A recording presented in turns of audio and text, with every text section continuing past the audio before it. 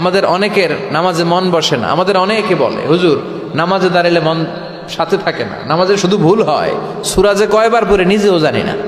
এরকম আছে না নাই?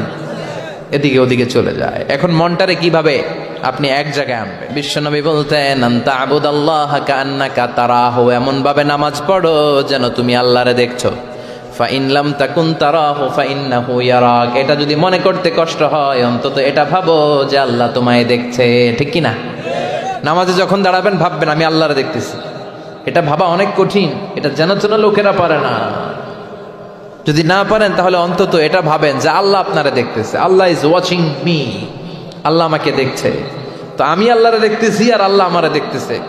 সুফিরা এটারে দুইটা ক্লাস করছে, একটার নাম দিছে মুশাহাদা আর একটার নাম দিছে মুরাকাবা।